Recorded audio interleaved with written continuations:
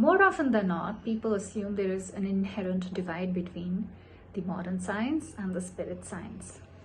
Modern science, which deals with the empirical data, clinical trials, result-based methodologies, seems to be diametrically opposite to the spirit science, which deals with mysticism, energy, healing, and transcendence of senses. Whereas the true Adhyatma or the spirituality encompasses all aspects, those that can be measured, those that cannot be measured. And there are few people who embody these two seemingly diametrically opposite binary opposition values into their own being, truly becoming the point of amalgamation, truly being the beacon of light for those who seek real answers in life. Today I have a guest who is a very dear friend of mine, Vinnith Pullavarayar, a doctor by profession, but is also a Veda Mantra teacher and a Shaiva Agama teacher. Let's hear from him. How does he journey in this life with these beautiful components in his personality, and know from him about Veda Mantras, mysticism, and the Tantra as a part of the many series that we're going to present. Let's head over to meet him in person and ask him some important questions for the beginning of this series. Om Sahana Bhavato Sahanau Bhunakto Sahaviryam Karavavahai Tejasvinavadhitamastu ma vidvishavahai. Om Shanti Shanti Shanti. Namaste. Namaste, welcome Vinnit. So, shall we begin? Yes. Vinnit? Sure. So, can you please tell us what is your background?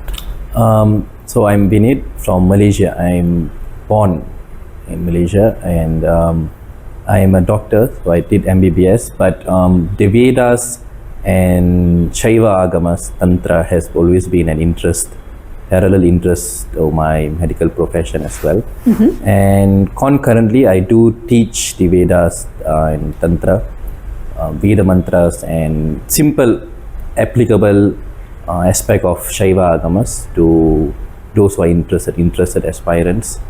And I gain joy, I would say, in spreading awareness. Right. Yes, on ancient scriptures related to our tradition. Yes. So this is actually one of the reasons why we are doing the series with you. In the Mantra Yoga, we have so many different aspects that it is a whole world by itself. So we're going to concentrate on the part of the Vedic side, and then build up into the other aspects of the Tantra and the Mantra science altogether. So Vinnit, can you help us understand some very basic preamble of all of this Mantra Yoga?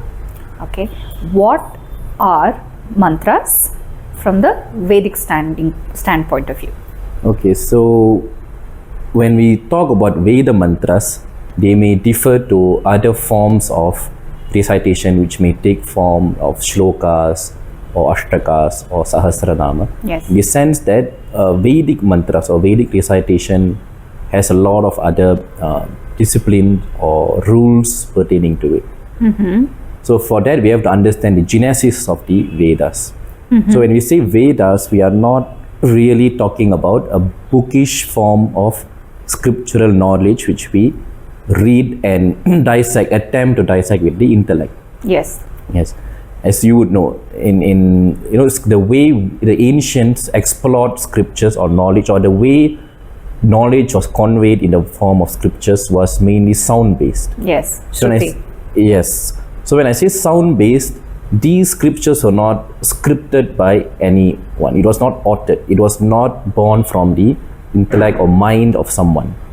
Contrary to the popular beliefs that the scriptures were authored at a particular period of time, and that is why the Vedas are referred to as a Paurusheya, non-human origin. Right. Yes. So to understand, maybe if I give an analogy, it will give a better illustration. So sound, what do we exactly mean by this sound potential? So the entire universe is in a form of vibrations, right? And vibration has a form. Right. So everything that we perceive in the cosmos as a particular form has its underlying geometry. Right. And that geometry is born from the sound. Or I would just say the sound and the geometry, the shape is one. Yeah, it's complementary, another form of expression, right? Yes. So this is why they in Tantra they always say reflecting. So maybe we'll come back to this later, but we always see Tantra as the application of the Vedas. So they always say that the deity and the mantra is one, they are no different. Yes. Or even in the Bhakti Sadhana, they always say that the name of the Lord is none other than the Lord. So what we have to understand is, let's say we take a rock. We take a rock and we throw it on a water body, like a pond. So the point of contact between the rock and the water body will initiate vibration. And vibration means sound energy. And that point of contact transmits as a wave pattern on the water body. So that wave pattern has a particular shape, and that is the geometry that we are talking about. So various geometries, when they consolidate, that is what we see as the body of the universe. Yes, including ourselves or whatever that we perceive is due to its underlying vibration. Right. Yes. Yeah, this is a very beautiful understanding of the mantra yoga at a very higher point of view. Can you please explain what makes it so different from a generic form of mantra yoga practice? Right. When we say a Vedic mantra or a Vedic mantric lineage, what makes it so different and authentic? Right. So given the analogy, so we understand that the geometry is like this skeleton to the body we refer to as the universe. So my framework now is only due to the underlying skeletal framework that I have. Right. So the muscles or whatever, the muscles and the skin, everything is attached to the skeleton. So similarly, the entire universe is reverberating in these sounds. So why is it important to adhere to the particular rules that are set? Is because these denote the way in which the mantras were received. Yes. So the ancient sages who were very advanced in their spirituality, they were able to tap into the cosmic knowledge or the akasha. Akasha is the form of element which is reverberating, the form of reverberation or vibration. So when they received a particular truth from the cosmos, I would, in today's contemporary term, we would say equate it to downloading a particular information. Right. So when they downloaded a particular truth, they received it in a series of sounds. And why sounds? Because I've given the entire structure of the universe underlies in its sound form. So they received the truths in the form of sounds, and these sounds had very particular characteristics. So they were represented by very particular aksharas or syllables, and they had to be adhered to the particular swaras. They had a particular meter, chandas. So when the sages received these sounds, they envisioned the truth in tandem to these sounds. So we refer to the sages who received a particular knowledge as a mantra drashta, meaning one who envisions the mantra. So in vision, we should not misunderstand as direct, sight. Yes. What it means that he has seen the entire truth of the mantra. Like today, when we quote something, we say that we have seen the hardship of life. I've seen it's someone's an insight. Yes. Right. It's inborn by your comprehension of that truth. Yes, exactly. So, and another question may arise: how can a sound invoke a realization within a person? So you have to understand that the mantras were not at an intellectual level; they were realizations. Right. And the sages who received a particular mantra, now that we are referring to, they taught the mantra in exact form which they received it. Right. So that when the disciple recites, he tunes himself with that frequency and he gains the potential to realize that truth experientially. So again, an analogy. So how can sound, because the way we learn something is intellectual. We use sight, we use memory, right? So how can sound invoke a realization? So maybe another analogy would be, let's say someone is crossing the road. He's not aware of the traffic, and a vehicle is about to hit him, and the vehicle will naturally stop, the driver will stop, and let's say he honks. Okay. When he honks, the bystander or the person who is yes. So just from that sound, various forms of knowledge gets awakened within him. It happens in a split, maybe a microsecond, right? So there's no intellectual dissection there. He doesn't need to intellectually or use his logic to decipher what that honk would actually translate to. Just by that mere honk, his whole system realizes the potential of a danger. He gets an adrenaline rush, he gets into a fight and flight reaction, right? His heartbeat increases and he gets into a survival mode. Right. Yes, he suddenly gains enormous amount of energy, and he probably leaps or jumps or rolls something. Yeah. So where's that knowledge coming from? It's just from the trigger of that sound. So this is just to show that mere sound can invoke a lot of potential within us. Yes. And it does not need to go through the logic. Yes. Because what we refer to as logic or intellect is simply whatever that we use our mind to understand something is based on what we have already been introduced to. Yes. For example, if I ask someone to think of a new color today, they won't be able to do that. Let's say I ask someone to close his eyes and think of a new color, they would not be able to do that. They can only think of colors which they have perceived. So that is the limitation of the mind. So the mind cannot explore or comprehend something which it has not been exposed to. Yes, that first introduction of any such experience, like a schema which we refer to, right, can also come from higher intelligence. And I think that is what you're referring to, where the insight gives you a very different dimensional understanding, and that itself is the whole ambit of the sound when it comes to akshara. Very beautifully you explained the expanse of the whole mantra yoga. So I'm going to still direct the question a little more towards the Vedic aspect, because even when I teach the mantra yoga, we focus more on the aksharas, on the aspect of the light of it and the pronunciation. So till there we are together, you know. Yes. But what focuses in a little more specialty area is that swaras. Yes, exactly. Right? Yes. The rules of the swaras, and even there I'm a student, I have no expertise on that. And which is why my question to you is, how do swaras occupy a prominence in the practice of the mantras? So when we say swaras, it basically means a particular arrangement of notes. So the swaras are represented by the aksharas or syllables. Yes. So in Vedas, we generally identify three, mainly the udata, svarita and anudata, the high, mid and low pitch, which got expanded to the 7 notes in music. So this is the pattern in which the sages received these sounds.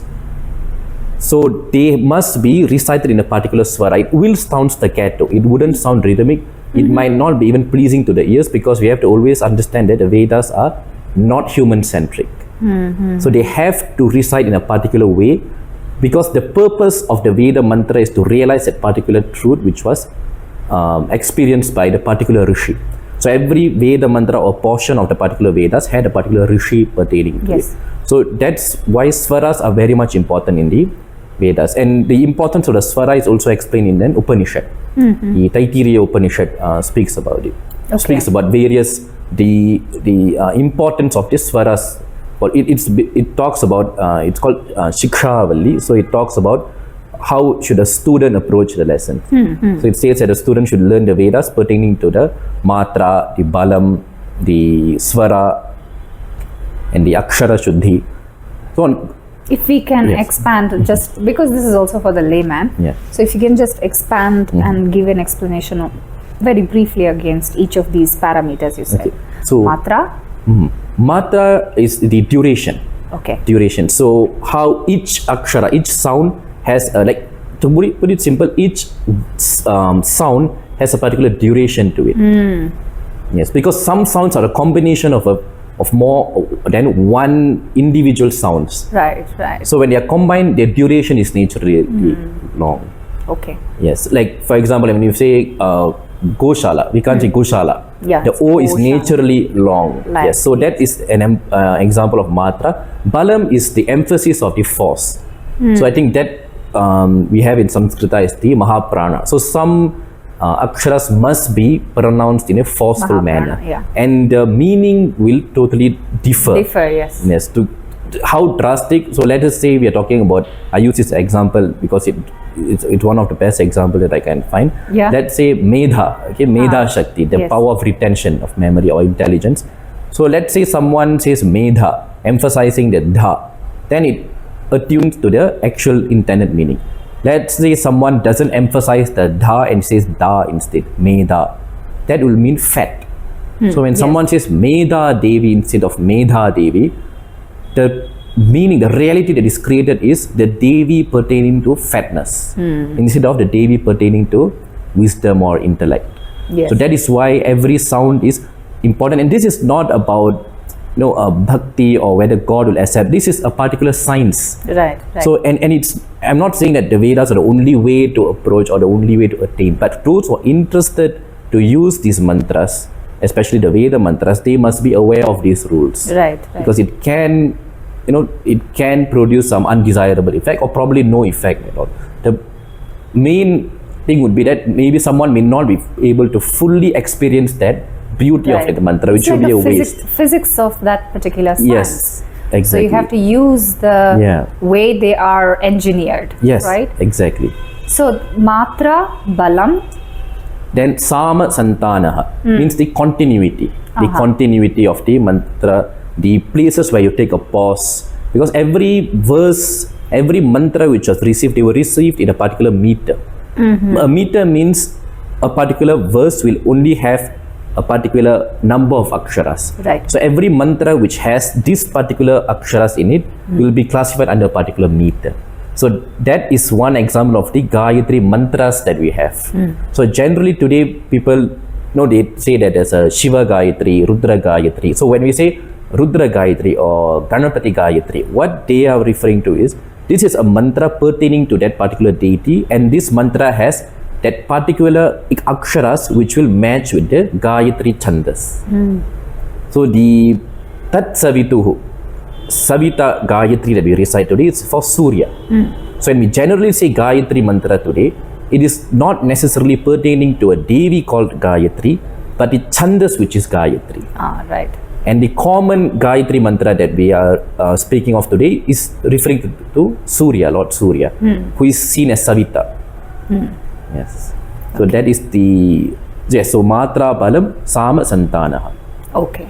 So, I'm just going to make it a little bit more in detail about your experience as well. When did you get into this sort of science of Vedic practice? When did you begin your practice? I began quite late. So it was back in 2015 probably. So I follow Swami Sri Satya Sai Baba. Right? So I just got to know through a fellow devotee that he wanted everyone to learn Rudram. That was a very vague statement which got stuck in my mind, and I took it for among the many things which he mentioned. This somehow stuck very close to my heart, and I have no idea why. So when he said that everyone should learn Rudram, I took it very personally. I felt responsible for it. So I attempted to learn Rudram, not even knowing what it was. And with seeking and with a lot of trial and error, so I was attempting to self-study, self-learn with videos, and all those got me to recite it in a not completely proper manner. Means I was not trained properly. And when I realized the mistakes I was doing, then I had to undo. So the process of undoing was a little bit tougher. Yes, it was a big burden. It was ego crushing, but it bore fruit. It bore fruits which probably is very much helpful now because I've undergone the process of making a mistake, undoing it, and learning it the proper way. So you know why and where people make yes, mistakes. Exactly. Somehow, I completely yes. agree with you on this because I have learned Sanskrita from a very young age. So you remember when I approached you, okay, let's start the Vedic chanting, how you corrected me for those mistakes because you kind of know it.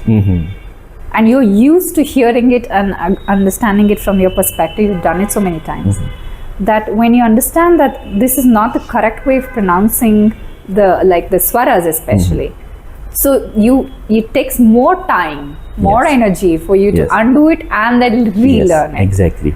Whereas properly, maybe a learner or new beginner can get it in the first go itself because there is no preconceived notion about it. Yes, exactly. And probably that was why in the tradition they kept this process of learning Vedas particularly very strict. And one had to get enrolled in a particular Gurukula and he had to go undergo a particular initiation. And it was all recitation. Even now if you go to any Vedic school, it's the core, when a child enters, the main thing is introduced to is perfection of the recitation. Perfection of recitation before he gets into the commentary or meaning or dissection. Because that sound has to reverberate. It has to, that momentum must be created within him. So when did that happen to you?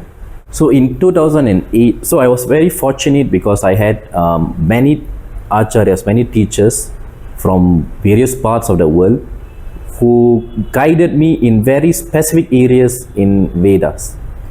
For example, my Sanskrita teacher, he's Sri Mohan from Kulim, he's freshly Malaysian, and so I attended his classes in 2018, and he's a graduate from Arsha Vidya Gurukulam, and he's a Shri Vidya Upasaka, very advanced Shri Vidya Upasaka, and he then introduced, so he, and the way he taught was, it was very raw, very fiery, but it worked very well for me.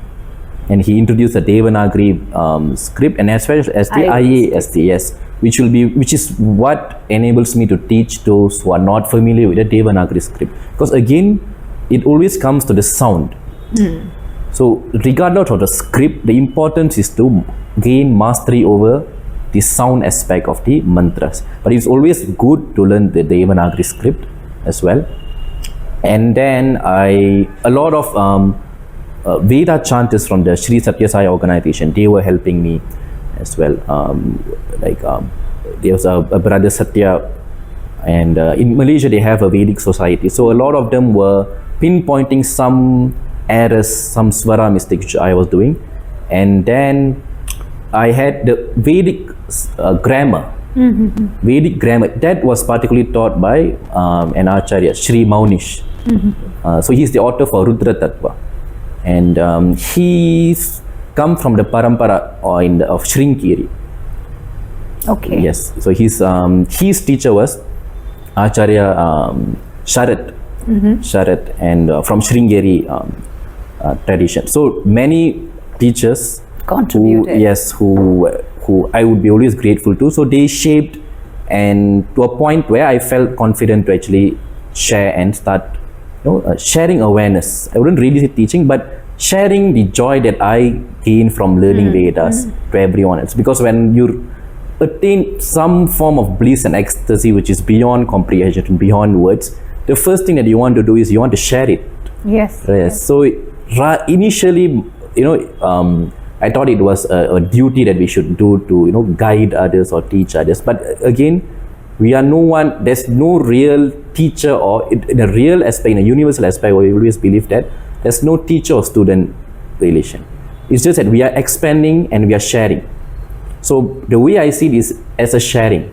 Let everyone experience, especially those who are interested, let everyone experience the bliss of this Vedas, and it dates back to a very ancient tradition. So it is something which is rooted in every one of us. The very land of Bharata, every land, probably every molecule, every ancient molecule has been exposed to some form of this Vedic recitation, which was rampant all over Bharata in the ancient times. Yes. Oh, absolutely. And it's very inspiring to hear this, Vinit. I did not know this side of information from you, so I'm equally shocked. From 2018 to now, it's not such a long time, but But the process was not easy. Yes, I wanted to drop it. Yes, I wanted to drop it. And as I said, it was merely from the grace of the great teachers, the way they shaped their patience, and also to allow your ego to be crushed, be pulverized. Right? Of course. Yes, that is the main. Yes, yes. So I'm going to skip to the part of the other expertise that you have, which is the Shaiva Tantra. So just for a common man's understanding, what is Shaiva Tantra?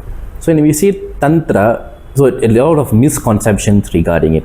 But Tantra, simply put, is Vedas application. So if Vedas is the raw knowledge from the Akasha, again, it is non-human centric. So when we make these knowledge or the truths revealed in the Vedas human centric, where we can apply it to experience various dimensions and levels of consciousness and to associate with deities. Right? So I see Tantra as a way where you play and build your relation with the deities.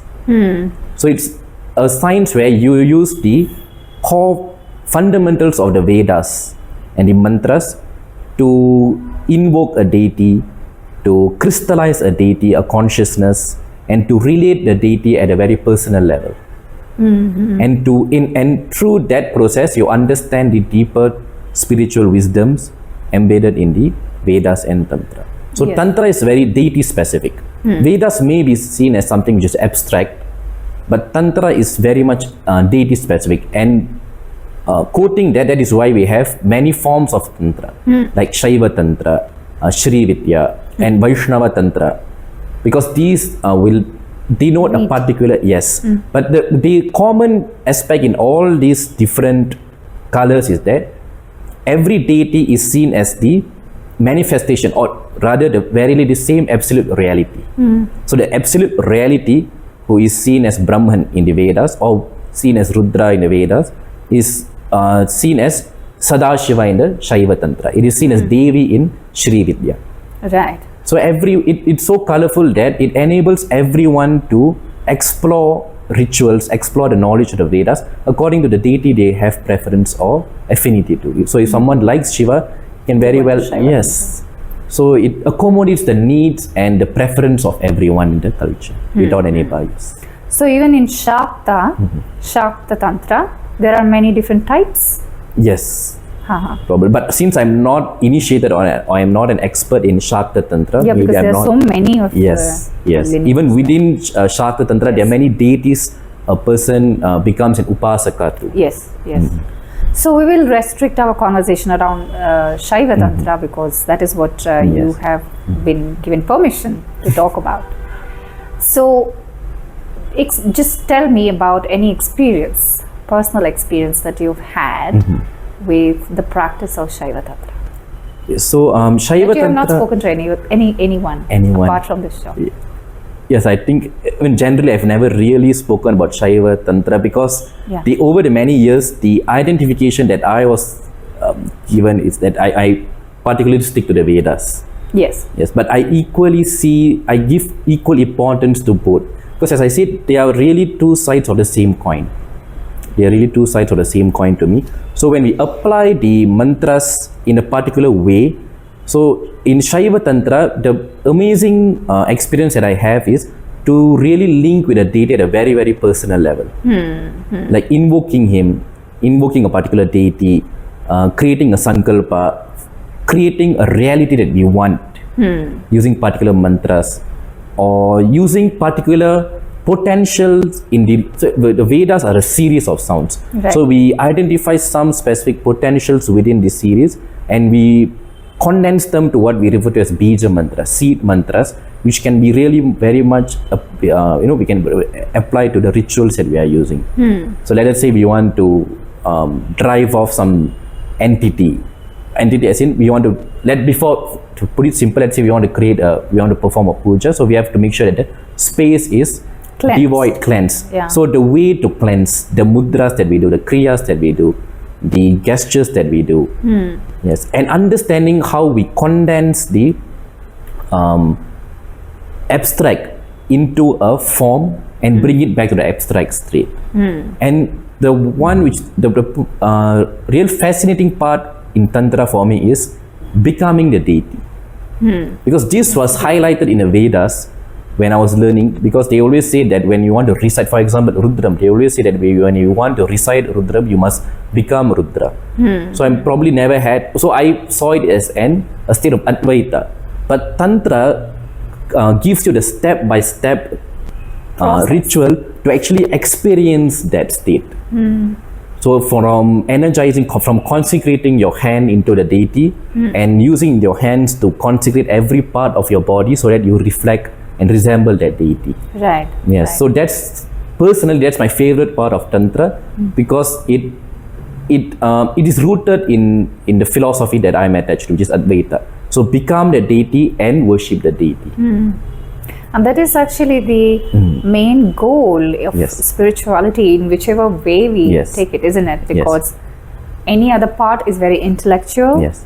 Or it is a part of your ego realization or a part of the society at any given juncture defines it.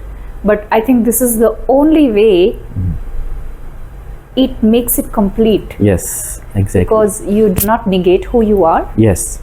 And you do not try to understand it saying I'm a part of this and that is separate. Yes. And you become different. Yes. Right? Exactly. So it's very beautifully put and described. Yes. So can you get us to that experience with one of your sharings? What was that moment like? Okay, so as I'll quote the Paddhati. So the Shaiva Tantra, the Paddhati itself, I know it has a very beautiful Paddhati means method, yeah? Yes, yes. So the Tantric scriptures, they have main scriptures, and there were ancient Shivacharyas who created manuals based on the main Mula Agama. Okay. Or Mula Tantric scriptures, and they were referred as Paddhati. And even now, every temple will function according to the rules of that Paddhati. That have been laid out for them. So there's a very beautiful shloka which goes, Yat Devam Archayet Tvat Tat Atma Bhavana. Means, beautiful. Yes, you become the deity you will want to worship. Because it is stated that you cannot worship a deity unless you become that, you bring yourself to that state. Right. Yes, so it's very beautiful in a sense where externally it may look like a simple puja, but when you do it in the right manner, meaning when you purify yourself, you remove the sense of I, the ego, and you go into that Advaitic state, and when you perform the ritual, it creates a very strong sense of oneness. You merge and you play, you relate to the deity at a very personal level. Right. So the deity is no longer up in the seventh heavens. He's there with you, sitting like you and me. Yes. And that's the most beautiful experience, and I think that's only available in our tradition. That's a gift from our tradition. That's true. And that reflects to many of our historical stories where a lot of the saints interacted with deities at a very personal level. So that's it's very colorful to think of. That's my favorite part as well, even in my experience, and I would like to bring that whole part alive in our next conversation about that. So before we end the session, is there anything that you would like to guide people on if they have to reach out to you or to learn Vedas or Shaiva Agamas? Currently, it may sound aberrant, but it works best because I have I've tried all methods of teaching, live classes, one-to-one video learning, and see, I'm reaching out to people who lead a very normal life. Like we go to work, we have our own schedule, and a lot of us, we never naturally had the choice to get enrolled in a Gurukula, to have a yes. But that can be done because we are now, it's a global world now. I don't have to come to your proximity to actually communicate with you. Right. I can do it through a text, I can do it through a voice note. So I guide aspirants who are interested in that manner. So I do it through WhatsApp, where someone is available with me 24/7. Right? So every step, whatever I do in a one-to-one session, I will do it through my voice notes and my personalized notes and get a step-to-step guidance. So it happens in a very gradual intimate way. Yes, intimate one-to-one. and on a daily basis. Right. Yes. Yes, I can testify for that. It's beautiful. Yes. Okay, one last question, and we are going to close this session. So you're a medical professional, right? And you're so much heavily involved with this spiritual reality around. How do you integrate these two realities as an individual? Because you're working, you're perhaps going to perform a surgery, you're going to attend to a patient. Your language, your explanations have to be driven by what is expected out of a doctor. But at the same time, you're living in a reality, you're integrating yourself with a deity. So how has that become Vinit, for example, as an experience altogether? Okay, so though externally they appear as two completely different parts, so my interest in medicine is as intense as the interest I have in this Tantra and Vedas, and the unifying factor is, I would say, the idea of loving. And love can only come when there's a sense of oneness. So when we say love now, people think it as a superficial aspect, but love basically means you have oneness, and oneness means the sense of duality ceases to exist. So when let's say I perform a particular, let's say I recite Rudram in the Vedas. So the experience of that Rudram will be identifying every aspect of nature and every being as Rudra himself. When I sit for puja for Lord Shiva, I have to first transform myself into Sadashiva. So subconsciously I have to tune myself to that aspect, that qualities of Sadashiva every day, even if it's temporary, because every time we perform a ritual, we get into that state and we leave that state. Because as an individual, I'm not godly. Okay? So it's a temporary elevation, but that temporary elevation will will plant a seed of consciousness which will enable me to experience that oneness. So, and that oneness in me will start getting reflected in everyone. So everyone meaning students or patients. So that enables me to operate in a right context. Rather than a profession, it gives me it's like the external world is a playground for me to exercise the experience which I have gained through the puja. So that's a bit of a challenge, and I feel that in that sense both are one. They are no different. Yes, I think principally they are one, but my question is, I understand the dichotomy you will have, because not every doctor has the same knowledge of this. Okay, Yes. this is a very ideal combination, I would say, of the modern science coming in contact with the spiritual science. You know, not a pseudoscience, but a spiritual science. It's a very beautiful combination that you represent. Yes. And I'm not saying it because you're here in front of me talking to me, but what I meant to ask you is, how do you integrate this experience? Like, do you have some experience of a deity talking to you while you're interacting with a patient, perhaps, or with fellow doctors, and you're communicating with them in a scientific language, in the language that the doctors understand. Okay. But your knowledge and your intelligence is actually filtered through the spiritual part of it. You've had that kind of experience? Right now, deity communication happens quite specifically during rituals, or when it's spiritually oriented, I would say. But workplace or normal living, it may just reflect as an intuition. So it's not that every part of mine is guided. I undergo confusion. I undergo everything which anyone else. It is human, very human. Yes, but the point is, rather than waiting, it's rather than waiting for a deity to give direct probably words or revelation, it is probably a guidance for me to tune myself so that I completely stay in a state of oneness. So when we do a particular nyasa in Tantra, that experience should be like centering you, which makes you perform everything. Yes. So when I do that, probably I can see that consciousness, whichever name we call it with, working in every individual. And at times, the greatest bliss happens when I realize that I'm not the doer. No one is the doer. So every patient heals himself. So let's say he has a fractured bone. When the surgeons perform surgery, they will align the bones together, but the healing happens within the patient. Right. The bone heals by itself.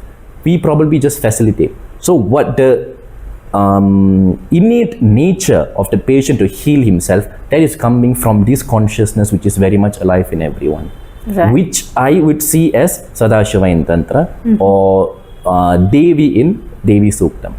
So, beautiful. Yes. So that may be not be it's challenge. It's a big challenge to do that. But at least probably I feel that the intuition will help me to tune myself. It's a reminder. So if something goes wrong or the way which I don't like, probably it's a reminder that I should get tuned to the right cognition and the right experience of oneness. Wow. I think it's how do I say, it's a very picture perfect idea. Vaidyo Harihi Narayana, people say that. Yes. And they give that kind of reverence because that Vaidya or the doctor has that particular gift of donating life, literally. And today's modern medicine, I think this could be a very ideal solution, what you just offered. Yes. Not in fight with each other, but integrating. Yeah, Yes. the practicality of the application, but inherently falling back and absorbing so much of vast wisdom, Yes. which makes this whole thing so juicy, so alive, and so right in conduct. So I can't wait to have you on our next show with the topic of the Shaiva Agama and the Vedas. Yes. In a little more of detail, Yes. and to get to know you a little more personally. Yes. Okay? Yes, Shaiva Tantra. Yes, excited to, looking forward. But again, Shaiva Tantra, even I would also remind that even I am exploring because it's huge. Yes. It's huge, and my, as my Acharya said, he's Someshekara Shivacharya, Shri Someshekara Shivacharya. So he's, to really fully explore Tantra, it takes a lot of enormous. Many lifetimes. Yes. As you know, Yes. When somebody used to ask me, how long have you been knowing the mantras? I said, yes, from my childhood actually, 25 years plus, I've been into Sanskrit. I still cannot say I know fully. Yes, exactly. Because it's so vast that really when you know it, you can't really claim that I know it. Yes, exactly. Right? Exactly. So, of course, we have the complete honesty about the things that we don't know, but the things that we know, we're going to share. Yes, exactly. Full of our hearts. Yes. Yeah. Yes, the sharing is what it excites. And Yes. Yes. So thank you so much, Vinit, for Thank coming. you so much for inviting. And I truly answering enjoyed. so truthfully and beautifully. Thank you. Truly enjoyed the podcast. Thank you. Thank you so much. Namaste.